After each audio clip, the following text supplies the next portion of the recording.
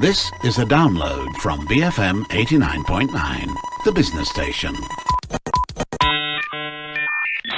This is BFM 89.9, the business station, and you're listening to The Resource Center. My guest today is Fionn Tan, who is the CEO and president of eOneNet.com, a company that does web design. Internet marketing coaching, web design, social media, basically putting e-commerce. What you do is you offer services to SMEs, to companies, to help them get online. My understanding, there's something like 700,000 SMEs in Malaysia. How many of them are online and how many aren't? I think a majority of people would have slight presence online, be it maybe a listing in a business directory, or some might even basically just have a social media page, because they say, oh, I might not need a website because I'm just a small little shop somewhere. So a lot are actually now on the internet, but very few are getting income from it, or basically doing e-commerce transactions. So when we say getting online, it could mean just having one web page on Facebook. Yep. And that's it. Or that you do some tweeting. Yeah, correct. They could probably just have a Facebook fan page and they put, maybe it's a restaurant, they put everything in. But if you look at e-commerce as a field, as a whole, it's not just like having a one-page thing, You actually need to utilize a lot of new tools. For example, we call it Web 3.0, where you have e-commerce, you will have video marketing, as well as social media marketing, all from your own .com, because there's no reason why you should not have your own billboard with your name on it, Well, even though, like you said, there are many companies already with some kind of web presence, there are still lots of companies that aren't. Yes, correct. What's the explanation? Number one, I think, is the change of the mindset. After so many years, I mean, look, the first internet. That was like 12 wave. years ago. People still say, oh no, I'm going to think about it. I even have customers who come. We have regular internet seminars, and we have customers say, oh, I'm thinking to get online for my business, but I can't decide yet now. And they come back 5 years later and tell me, I'm still thinking.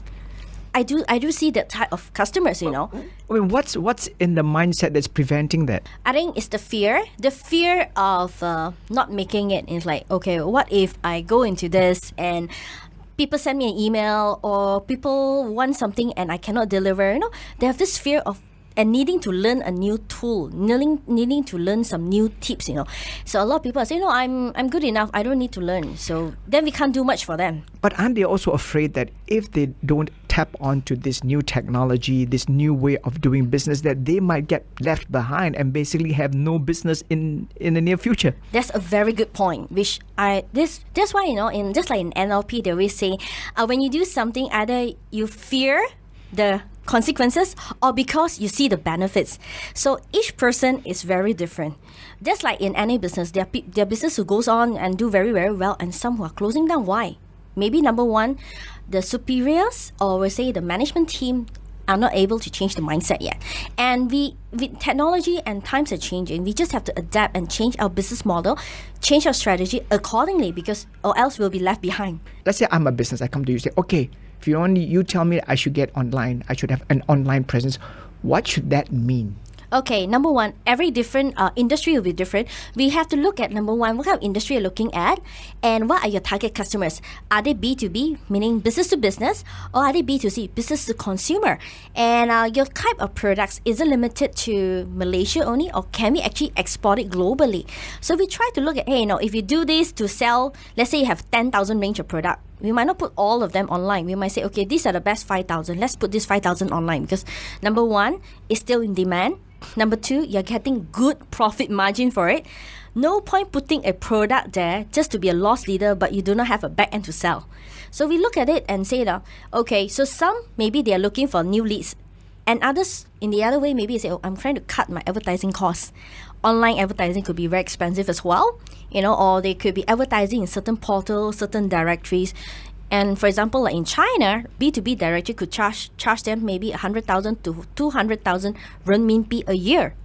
So they're always saying, is there a cheaper way where I can get the same results, but not pay 100,000? Maybe I pay 10,000, 20,000. Or could there be a free result thing? Free method? I say, oh yes, depending on the industry. So we have to customize it in terms of training, in terms of the strategy for each customer. So even before I go and say I want to have your services so I can have my online presence, I must be asking myself some specific questions before saying, okay, what is it I'm getting? Of course, when you're new into this, you might not even know what to ask. That's why it's a good thing to get educated, whether you listen to, you read about it, you go online, you search about it. But the problem about searching everything online, sometimes it's confusing because there's a lot of conflicting data. One will tell you A, the other one will tell you B. So you just have to find probably a role model, a case study that is similar to yours and say, hey, they are doing it this way. So could that apply to our strategy as well? And then find a proper consultant. If I'm doing very well and that my business requires people to come to my premises, and that's where the service is rendered, what question should I even be asking so that I can say, okay, I need an online presence? Okay, for example, for people selling service, and you might say, oh, they have to come to me, maybe it's a facial, it's a foot massage or whatever, then what's the benefit to me? So number one, let's say you have more customers, but you will only have that 5 therapists or that 10 consultants, but you've got 50 customers. Are you going to throw away the 40 customers? How else could you maximize those? Okay, so for example, you can say, oh, I'm going to open more shops, but that's going to incur more rental. Or could we just have online methods? For example, you can come up with a DVD related to your services and get the customers to DIY, do it yourself. But still with your brand name, and in the end, come up with your own products as well. Okay, your brand of serum, your brand of, whatever products, cream that they could apply. Or even something very interesting right now is what I call the digital books. I really believe every industry, the companies should come up with their own ebooks. Digital books is friendly for the environment, allows people to download and let customers to say, wow, you're really professional, you can actually write it down. So ebooks are also very crucial as a marketing tool, and you can even sell it to make money as well. So based on what you're saying to me, then, regardless of what I do, I need to think of how I can leverage my online presence. It's not a matter of just saying, okay, I'm providing a service for people need to come to me, therefore it's all real, a brick and mortar outlet. Yeah. Even that should not stop me from going online. Yes, correct, because we have to see a lot of things before competitors do it. It's like, do you want to be the forerunner, the people up in the front, or do you just want to be a mere follower? Some people say, no one in my industry is doing it, so I don't want to be a guinea pig. But the other way of looking at it is that, wow, no one else is doing it, so it's a new industry, it's a new place, no one's going to be marketing there. Why don't I become the first? And I get a good brand. Because people tend to remember the top companies. They won't remember the number 125 company or number 88. So they just know the first, the second, the third. And after that, they kind of lose the appeal.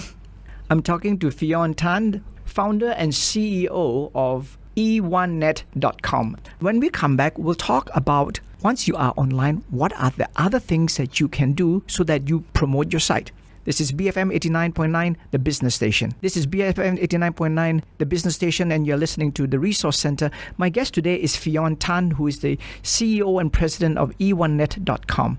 We've been talking about the importance of having an online site, having online presence. Fionn, once I am there, and which I think for many Malaysian companies, there means having a page that has your profile and all that. What can be done? What should I be doing? What kinds of questions should I be asking so that I can move forward with my site? Okay, number one is you have to see what we call the ROI, return on investment. How much have you paid and how much have you spent in terms of resources, of your human resources, okay, your time and monetary sense of creating your online presence. And what were the results, If you say, oh, I've created a website, I spent 20,000 ringgit on it. Okay, good. But are people asking you questions? Do you get people who say, oh, I've actually seen your website? All these are things that you could actually measure in terms of benchmarks and milestones, okay? And number two, you have to look at how can we change our strategy in terms of probably even your business model. Unless you were to say, well, my company is doing so well, I don't need any more money. I've got very good stuff.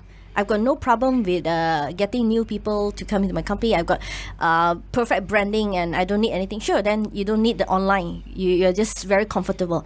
But we realize that, hey, I seem to be losing some market share because your customers tend to be younger by the days as well, because companies, they will have their sons and their daughters taking over. And you might say, okay, our industry maybe now is in the old school, but 2 years, 5 years down the road, their kids will be taking over. And they are the social media generation or generation X, Y, or Z or whatever, So if you are unable to cater to their needs, they will find someone else, a new supplier. And this is not just about B2Cs, it's also B2Bs. Yes, as a matter of fact, B2B is one of the biggest market, because a lot of people have this misconception to say, okay, if I sell things, I can only sell cheap, sell retail stuff, or I put them on an auction site. But I always ask them, how much can you make? Like what, 2 ringgit?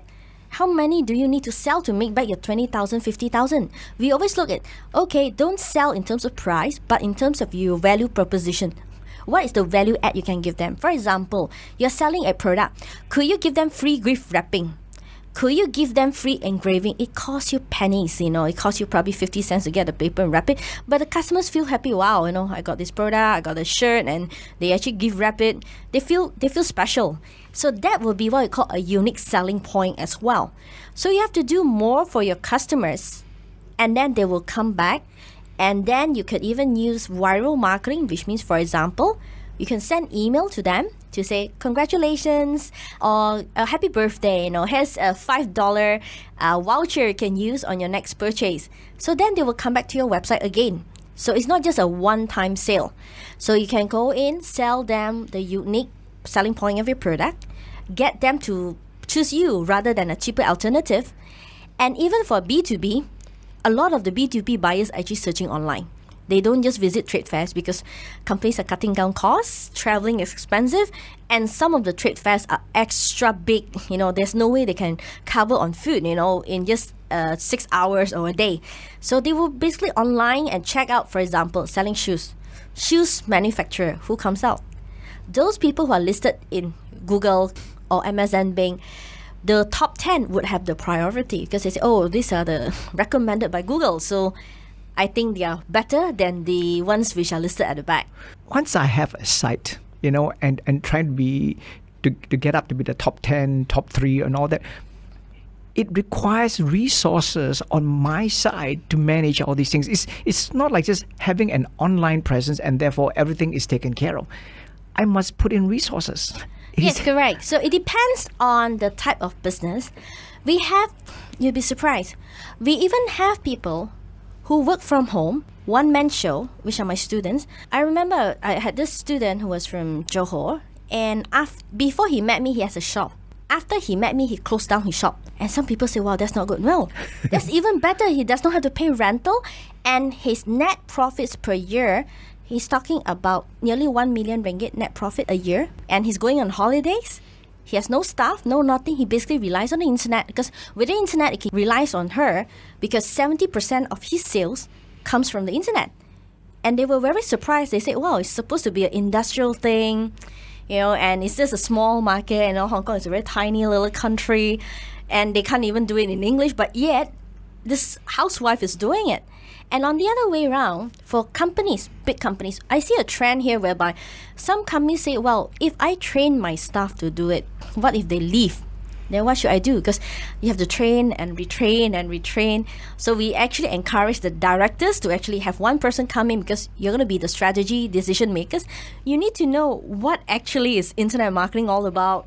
You need to know when you're planning, the overall. So somebody at the top must also understand how to use this facility. Yeah, at least they understand the strategy. They might not execute it.